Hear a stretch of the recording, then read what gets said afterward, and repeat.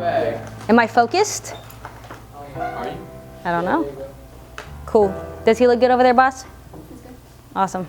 All right, what's up, everyone? My name is K.Short. We are over at PCA High School, which is Phoenix Collegiate Academy. Phoenix Collegiate Academy. So we're here talking to Miss Mahogany's students. We're teaching them a little bit of video, a little bit of audio, and honestly, I just wanted to talk to all of you because I wanted to be a teacher one day, and I think it's really important for kids who come from certain areas in Phoenix, Arizona, to go back to high schools and let them know that we make it out alive. And I think that's really important to showcase that to all of you. So we're gonna go outside, and Roy is not going to get any of his friends on camera because they're all under 18, but when you are 18, make sure to hit me up and we'll do some videos together, okay? So your goal is to not have this tripped over any of your friends, so you're gonna go last, okay? So all of us, we're gonna go outside. Miss Mahogany and my partner will lead you out, and make sure you stay behind me, okay?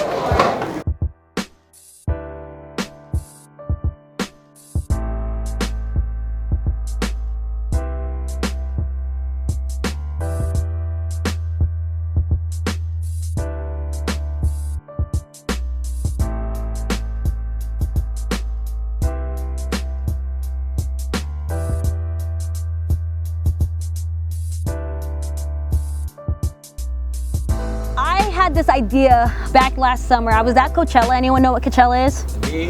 It's like a really awesome music festival in Indigo, California. And I was there. I was able to see like Guns N' Roses and Dr. Dre and NWA of who was there. Like, it was a really awesome experience. But I remember sleeping. It was probably like 4 o'clock in the morning. And then I grabbed my phone and I started writing these exact notes. And I forced myself this morning not to look at them because I didn't want to come to you all like rehearsed and like, oh, I have this big speech for all of you, because it's not a big speech. It's just an idea that I had.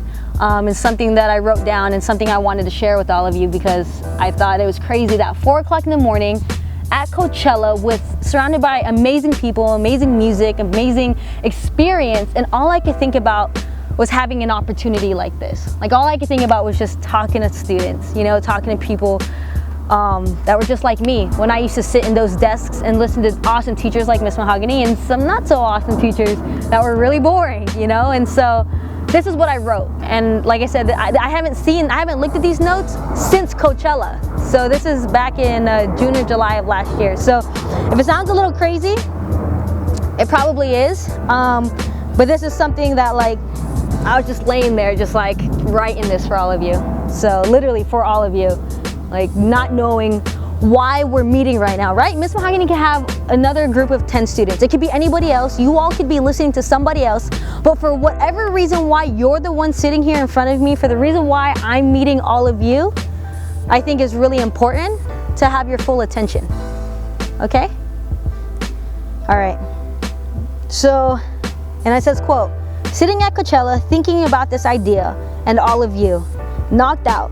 Had to use the restroom and had this idea at 2 a.m. and phone is on less than 10%. And I'm writing all of this down. I wish someone would have came back to just talk to us, to talk to me. I needed to see that it can be done. I ate at the desk and no one came back." So I don't know about you, but when I remember sitting at high school in Maryville and like just being so unconnected to the teacher, not caring about the subject and just thinking like, is this all there is to just this experience right now? Like, yeah, I'm learning about World War II. Yeah, I'm learning, like, I don't understand what I'm learning right now, but it's like, no one ever came back that left the hood, like being point blank period, you know? No one ever came back and said, yo, by the way, you can make it out. You know what I mean? So that's what I mean by that in this statement.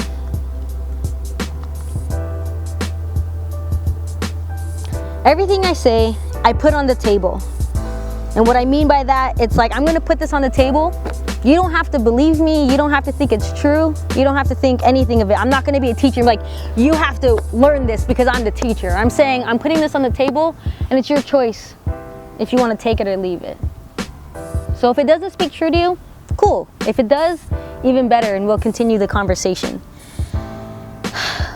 We consume so much information every single day and it becomes overwhelming. We have to be intentional on what we choose to listen to. So when we listen to music like Lil Yachty, when we listen to Uzi Vert, when we listen to all this other information that's out there. We have to be constantly intentional of what we're consuming. So the books we read, the movies we watch, the people we hang out with. Because we are the product of the things we consume and the people that we surround ourselves with every single day. So, my friend, what's your name? Francisco. Francisco. Who are the 5 people you see the most often? My mom, my dad, my brother Cruz, and my brother Junior. My niece. And even yourself. Oh, yeah. We're with ourselves every single day. Would you say that your family has had a big impact on you and who you are today? Definitely. Definitely, right? So who do you think you would be if you hung out with 5 different other people every single day? Probably be less goal-oriented.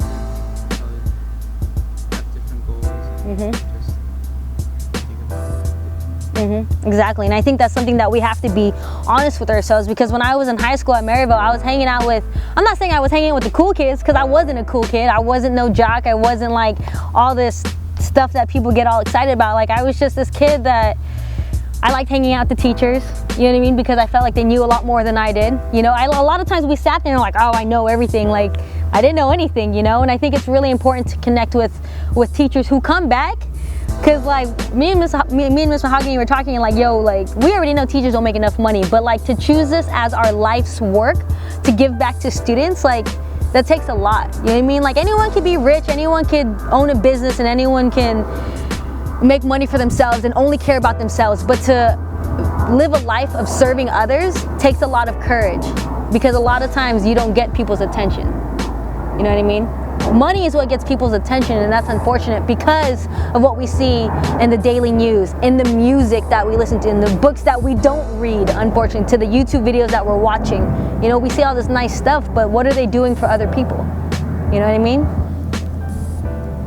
So when I say that, be very conscious of who we surround ourselves with, because we are the product of the people that we surround ourselves with and the information we consume.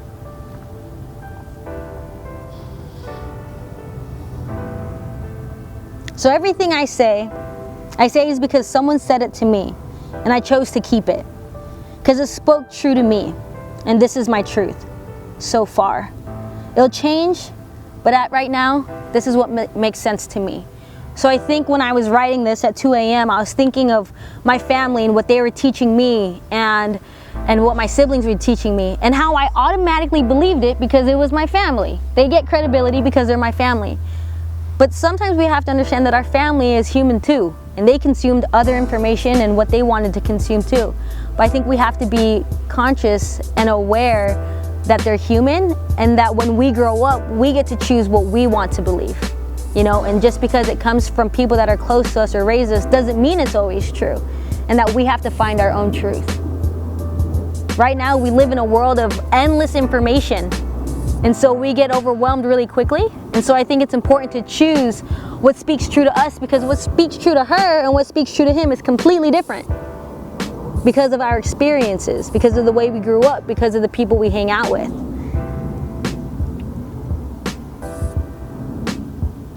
So I'm not sure about you, but growing up at Maryville, I never got caught up in the bad stuff, like doing drugs and gangs and graffiti. And even though it was all around me, right? Like, we have a reputation like in South Phoenix and in West Phoenix, like we're bad kids, you know what I mean? For whatever reason, just because of the neighborhood we grew up in. But for some reason, I just never got caught up in it, because it just didn't speak true to me. I didn't understand what was so cool about a party crew. Like, I didn't understand what was so cool about getting the hottest J's. Like, my mom would have to spend a whole day working for minimum wage just to get me some J's. Like, that's $150, $60. And if you're a guy, you got a big foot, so that's a good $200. Like, $200 with 200 divided by 10 is 20 hours. That's almost a full day of work. You know, and especially us being brown and black folks, like our family and our parents don't have access to good money. We get minimum wage or nothing at all. You know what I mean? And so it's like, it didn't make sense for me to ask my mom, like, yo mom, let me get these J's so I can impress these kids, because I want to make it seem as if I got more than what we really have, but I've been eating ramen noodle every night.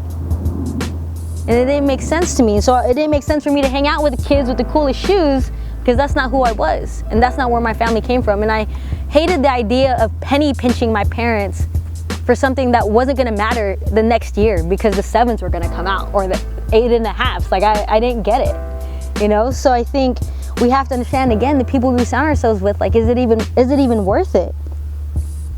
But I'm going to be honest with you, like, I didn't have much guidance. I'm going to be so honest with you, I didn't have good teachers like Miss Mahogany. Like, I had teachers that were there, they did their job, they gave me the lesson plan, but they weren't memorable.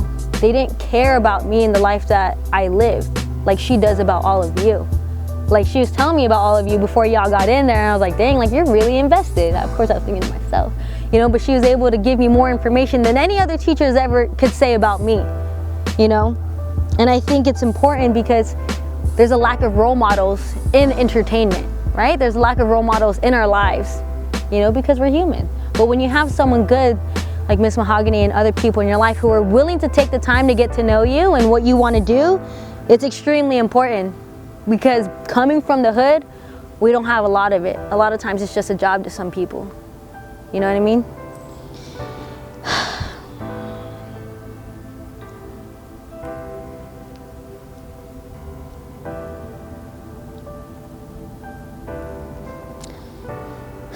Okay, I'm like being honest. Like I just wrote this. It's like 2 o'clock in the morning. Like I'm like, okay, what was I thinking? I gotta be right there.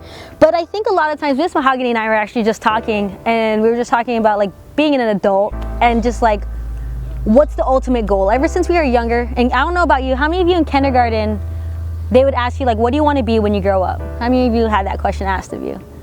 And then now while you're in school, I know that y'all, most of you are freshmen, we got a junior and senior, but are they already asking you like what college you want to go to or what you want to major in? Are they already asking you that? Okay, so when you pass that stage, they're gonna ask you again, oh, so what do you do for a living? So essentially this is the same question in a different form at a different stage in our life. And that's scary, and especially for all of you, because now there's so many options. Like, this is a job. What he's doing, you could get paid for this. I get paid for this, shooting video. Like, I would have never thought about this in a million years, because no one ever told me, no one came back to the hood and said, hey, by the way, you don't just have to be a firefighter. You don't just have to be a police officer. You don't just have to be a doctor. In today's world, you could be literally anything. Like, if you want to feed giraffes for a living, you could go feed a giraffe. Like, and that's a job, you know what I mean? Of course, you got to pick up the stuff the giraffe leaves behind, but it's still a part of the job. And so I just want you to know, like, it's not condensed to all of that anymore, and that you literally, I mean, you can be whatever you want, but with hard work. And I think that's the part that people forget the most, is that they forget to put in the work. So asking all of you, as of right now, at this very moment, because it will change and it may change, what is it that you're slightly interested in right now that you find yourself spending a lot of time on? Starting over here. And you can't film them. Basketball. Basketball, awesome. I want to like also try to do YouTube videos and stuff like that. Cool, go ahead. I want to make videos. Like music videos, or like Dude Perfect videos, or like anything? Okay. Like to do animation. Animation. You want to be a doctor? Awesome. Go ahead. I want to be an animator, like Good stuff. Yeah. It's you. Oh, I want to be a soccer player or champ. Nice. A boxer? Nice. You don't have to know. And I think that's the best part about the journey, is like, we don't have to know right now. So I just want you to know, like, there's no pressure. You want me to come back to you? Go ahead. I want to ask you too, but you're holding the camera. Go ahead. I want to be a chef? Awesome. So we're going to have to like do some chef videos for you, like cooking something. Okay, because I'm hungry. Just letting you know. And all I can cook is peanut butter and jelly, and I don't think that's cooking. Travel. Yeah, and you could do a travel blog, and you could teach people how to travel cheaply, because everyone thinks it's really expensive, but it's really not if you know what you're doing, right? Maggie, what you want to be when you grow up? Guys, I don't even know, you know? I just want to be happy. Yeah. I want to save lives, you know? Just like I save you guys' lives every day. So, just something like that. I do. Go ahead, boss. I don't know what I want to do Cool. yet, so I don't know how to push myself That's okay. That's okay. Yeah, that's awesome. That's totally okay. What about you? Computer engineer / programmer. Yeah, there's a lot of money in that, but don't do it for the money. 'Cause yeah, I was like, I mean, I don't know how far that's gonna get you until you have so much money you don't know what to do with it, and then what, right? Share it with them. Do you still have the red dot on you? I got you. Cool. Because it's gonna stop at like 12 minutes, so you could just stop it. Yeah, cool. We're on the same page. But I think that's where I was at. But I think it's not about like this big end goal. It's just making the next best move right now. Like where we're at in our lives and what that looks like, right? Like what's, out of all of the options we have, what's just the next best move? So if you want to be an animator and you're gonna go home after all this, like, right, instead of playing video games, I guess, what's something else that you can do to help you on your journey? Draw. And the funny thing is, he actually draws a lot. Yeah? You know? He's the doodler on his test? Yeah? So then how can we put that into video form and start creating you a portfolio, right? So is it just a matter of picking up a camera, like saving, like, hey family, can I do some chores around the house? 20 bucks here, 10 bucks here. Doing skits?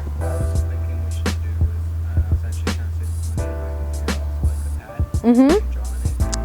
Yeah. Yeah. Yeah.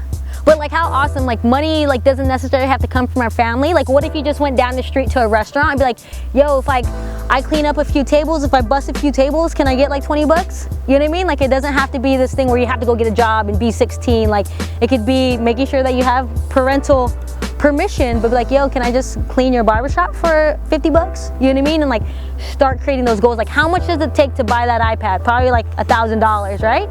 So if you three were to go clean at a certain spot with your parents' permission, or your family's permission, get 50 bucks, start saving for that goal, right? But then we have to think, when do we want to achieve that goal? When do you want to start creating this stuff? By the end of the year? By June? By the time you're in high school, okay. You know what I mean? So by the time you're ending high school. So I think that's important. So what can you do right now to start building that portfolio, right? Because you all are talking about goal setting.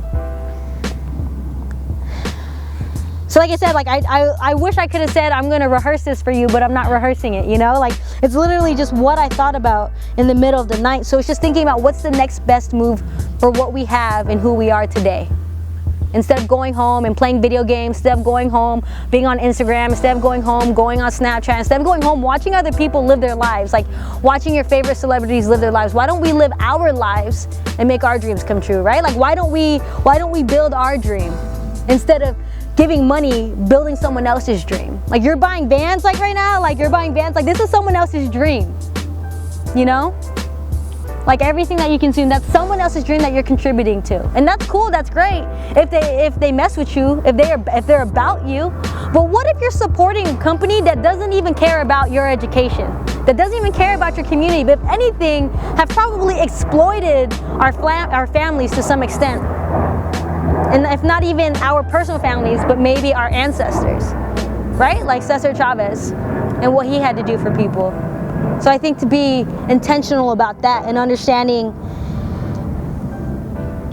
that it's just about the next best move for us. That is so crazy. Because it says, please know that none of this matters. Throw the cell phone, take off the shoes. I literally just wrote that. I'm just like, what? Like, okay. I see that I'm with myself a year ago. Okay. The most liberating thing for any of us is just being our truest selves. And it took me a really long time to get here. Like for me to sit here with all of you, like with no shoes on, to be like, yo, this is who I am. Take it or leave it, right? Like take it or leave it. It's on the table. At least I got clean socks on. But I came out the closet when I was 12 years old, and it wasn't even by choice. Like my best friend, like how many of you have a best friend? So think of like your best friend telling your biggest secret ever at 12 years old. And that's what my friend did, you know? And so I've been working on myself and learning about myself ever since then, right? How old do you all think I am? 24, 22. Not too, you're too high. 19. 29. Down. 27. I'm 27 years old. So I've been out since I was 12. That's over 15 years now. So I've been learning about myself for 15 years. And so that's why I can take off my shoes and not care, because one, I know I got clean socks on, but two, but because I'm very sure of myself and what I want to do in this life. So how was it to come out? You know, was it as, not as popular, but you know how now it's like so much more. Oh yeah, oh my gosh, yeah. It was hard. I mean, this is back in 2002, right? I don't know if any of you were all born yet. Maybe you were like 2, right? But when I did come out, like, it was hard because not only did my best friend betray me, but I lost all of my friends. I'm not sure about you, like, let's be honest, who's the popular kid here? Who's popular? Okay, is he the senior? No? He's a freshman. Okay, and he probably gets this because he's symmetrical looking, aka he's good looking, right? So being good looking just means you're symmetrical. That's all it means. And so a lot of times, let's be honest though, let's real talk. A lot of times the reason why people get popular is because they're good looking. But they didn't do that, their family did that. And that's what you call privilege, when you were just born into it, when you had no choice about it. And that's probably why he's popular, right? So for me, I was never popular. I wasn't like super symmetrical, like whatever. Like, I didn't play sports like that. I wasn't even good. Like, I was like 3rd string. Like, I was lucky if I got off the bench. But I was there at every day at practice. But you know, I didn't get any of that. So I think it's important. Like, that's, as of right now, until he finds out what he wants to do, that's his role. You know what I mean? Until he figures out I'm more than that. I'm more than just a symmetrical guy. You know, I actually really love this, and I want you to know more about me than just being this. And I think when me coming out, it was hard because my friends, right? I had no friends. Like, we would stand in line and they would stand away from me. I was like, dude, we just went through elementary school together. Like, I'm not any different. Like, I'm 7. Like, what do you want from me? Like, you can't be any different from the person you were when you were 7 to 12. Like, you're different, but not that different. You know, I just kind of liked other things, you know, and like, I couldn't explain that at 12 years old. Like, everyone, when we were 12, what were you doing at 12? Like, playing Xbox or something on still? You know what I mean? Like, imagine that. But this was in a world that wasn't as acceptable. Like, gay marriage wasn't a thing. Like, that was something that was completely left field. So I just want you to know, like, even being completely isolated for so many years, like, to still find truth in that is really important. So it was hard. It took a long time for me to accept myself, you know? Yeah, and it still hurts, you know? Wait, so the friend, you didn't give the friend permission? No, he just did it. Yeah, he just did. I just thought I was telling him as a friend, and he just ended up telling everybody else. So, and I do want to make clear that, like, coming out isn't just about like being gay. Like, coming out is just a hard conversation. There's a lot of things, you know, whether it's like ADD or my family my parents got divorced, or I'm adopted. Like, it's just a hard conversation. It's not just about being gay. Like, it's so many other things. So it was a hard conversation to have with my friends and my family. So thanks for hugging. Turning left field, you know what I mean? We're gonna get back on track, whatever I was thinking about that night. And we got 20 minutes left, so bear with me before, like, I start telling you all more than you need to know. But yeah, it's the most liberating thing being me. And I know that it makes people upset because our peers want us to be how they see us. And but it's so awesome knowing that I can cry in front of you and be like, I already knew that was gonna happen, probably. Because that was such like a hard time in my life. And so it's like, yeah, that's gonna happen, but I'm not gonna apologize for it. Like, this is important, it's a part of my story. And that's the same for all of you. Like, whatever you do is a part of your story. But there's some people that will never work at it. There's some people that will never work on themselves because they're afraid of themselves. And they're afraid to tell their truth. And so they repress those feelings, and they never have that difficult conversation with themselves and what their truth is. But thankfully, even though I was outed at 12, I'm so grateful for that experience because now I'm more sure of myself than ever. When I have friends that are my age who are 27 and they still have yet to have that conversation with themselves. and who they truly are. And they're still continuously living a lie on whatever that means to them. Like, dude, we're 27 and you still haven't came to terms with who you truly are. Like, it's a lifetime journey, but when you need to get out something that important about yourself and they still haven't done it, like, it's a hard life to live when you're living a lie. So I just want you to know, like, we're gonna get hurt by people. Like that guy, like, it still hurts. I still have not faced that kid to this day, wherever he's at in the world. I still have not faced him, but I just want you to understand, like, we're gonna get hurt by people. It's important for us to not turn cold, because that's where people start going wrong, is when they start pushing people away and not allowing themselves to be real with one another. They start being like, nah, I'm too cool for you, so I'm gonna hide myself with my J's and my Levi's and my cool polos, and I don't freaking know what's so cool. And honestly, I'm just like, I don't even know, because I never owned any of it, but like, they start putting on this fake face, you know? The girls start getting pretty, they start putting on a lot of makeup, and they start hiding themselves. The guys start hiding themselves behind how many girls they slept with. Like, they start hiding themselves by this cool car that they had. They start hiding themselves with the money that they're spending on the lunch snacks. Like, it's only 30 cents, bro, chill. Like, you're not spending that much yet. It's only 30 cents. And so I just want you to know, like, it's so important to not turn cold, because I could have been really upset with that kid and I could have been like, yo, forget you, I'm cutting you off, you ain't nobody, you ain't this, you know what I mean? But if anything, if he still were to approach me today and say sorry, I would still forgive him, you know? And I just think it's really important that we just don't forget that like, the world was never like this.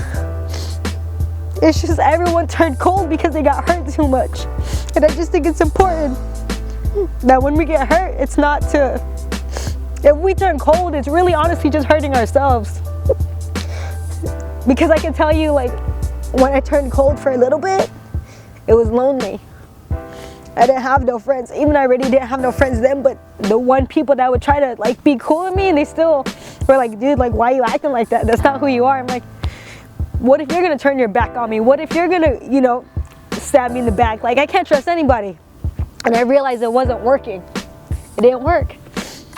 So I had to open myself up and let people know, like, yo, this is who I am. And I had to accept myself. And it was honestly like the only choice I had, or I was gonna be living a lie.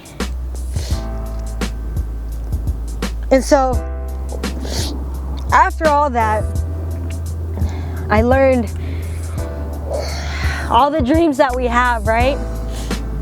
I'm not sure about you, but do any of you know anybody that like had an idea or had a dream and like never pursued it? Do any of you know that? Do you know anyone that like went to the grave with their dream? Like a grandparent or a great-grandparent, they never pursued it? What was their dream? Well, my grandparent wanted to open his own business, couldn't ever open it. Yeah. But he told me when I was little if I wanted to open it. And I said, sure, I'll open it for you. Yeah, yeah. That's the way that. Yeah. And so the richest place in the world is not LA or New York, but it's in the cemeteries. The people go to the grave with their dreams and they never express it. They never write it down. They never set goals and they never push forth with it. So no, the richest place in the world isn't New York or Bali or Chile or Brazil or LA. It's in these cemeteries that surround us every single day. That's interesting because if you think about like people have all kinds of fears or whatever, but I feel like my worst fear is never like completing my dreams. You know what I mean? Never doing what I feel like I was put on this earth to do. Just always talking about, oh, I want to do this, I want to do that, but not actually doing it. It's one of my like biggest fears. Yeah. So my question for all of you is, what do you want to leave behind? Are you gonna leave behind just $1,000, like $1 million? Like, what's gonna be our legacy, you know? And I think it's important that we choose our legacy, not everybody else. Don't let other people define us and say, you know what? You're the jock, so you're always gonna be a jock, and you're always just gonna be an athlete, and that's it. Because that's what we see in the movies. Because that's what we see in the movies. There's always a cheerleader, the jock still, and still makes fun of the nerdy kids. And that's what we're taught all our lives, but that's not what we live. How many times do you watch a movie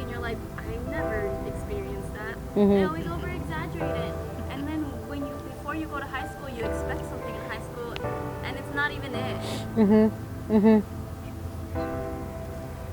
What's up? Yeah, go ahead. But I think, but yeah, I think, Brian, I think it's important that we choose our legacy, not everybody else. And so I know right now we're at an age where like, oh man, I don't know what that is. But the question is how do you want to be remembered? And if you can't start with leaving $5 on the table for this guy who can't find some food, I think it's important to remember that people will always forget what we say and people will always forget what we do, but they'll never forget how we made them feel. So if we make people feel small and like they're nothing and that they aren't valued, that's how people they'll always remember you. Like that kid, I'll always remember him was being so, it wasn't nice. Like that's not, like you don't tell people secrets like that, right? Like, and that's how I'll always remember him. And until the day he tells me otherwise or shows me otherwise, I won't think anything else of him because that's how I remember how he made me feel. So worthless, right? So devalued, so someone that wasn't important enough to keep that secret. And so as you interact with your friends and strangers, when you're how you all are interacting with me today, that's how I'll remember it. This is how I want to remember Miss Mahogany's class? Is someone who is a group of students who didn't care? Is that how I want to remember how to be filled? You know what I mean? And how do I want you all to remember how I made you feel?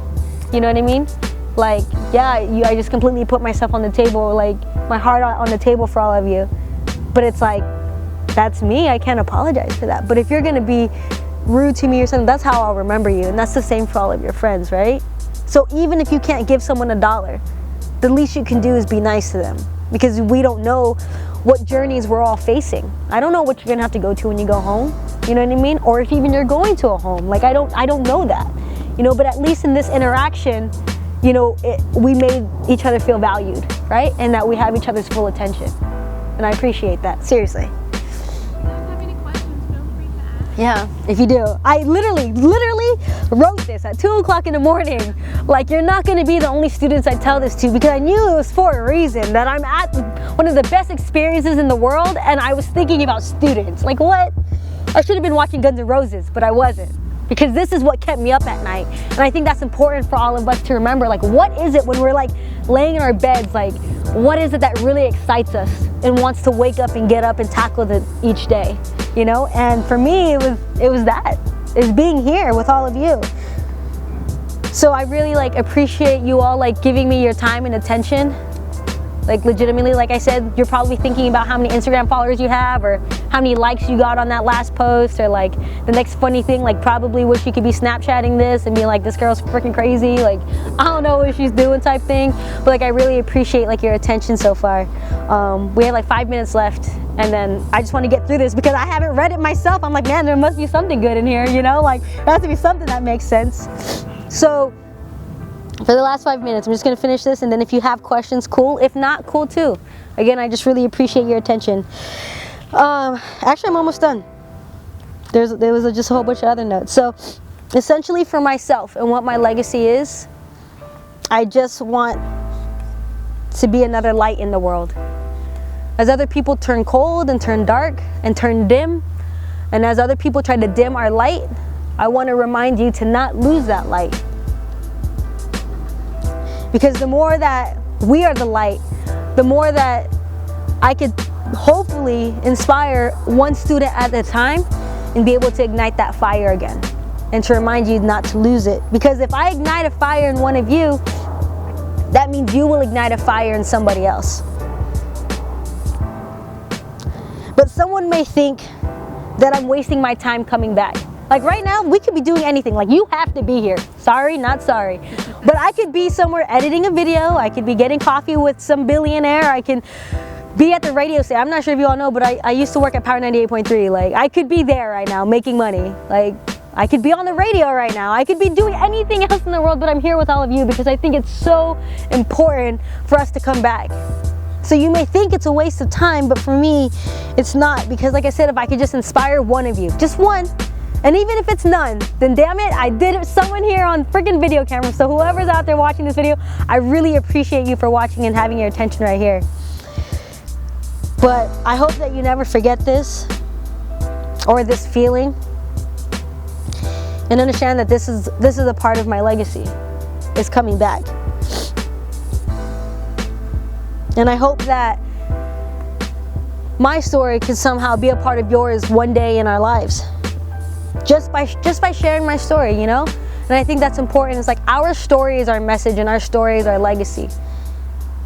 So if you don't know what you want to be when you grow up, the least you can do is be a good person. If you can just grow up to be a good person, you don't have to be a billionaire and you don't have to change the world, but if you can at least be a good person, it's honestly really all I can ask from anybody. And all we can ask from you is as mutual citizens. And so at the end of all this, I just want you to know this isn't going to be the last time you see me. The next time you see me, I will be with a group of friends. A group of friends from the hood. From Maryville, from Trevor, from Independence, from South Mountain, from... It's not a gang, you know, thankfully we all made it out. We all went to college, you know. But next time you see me, you'll see me with a group of friends, and you'll see that we're trying to create something for not only you, but for our younger selves. So until then, I really got nothing else to say, but until then, thank you for your time and attention, and I'll see you all next time.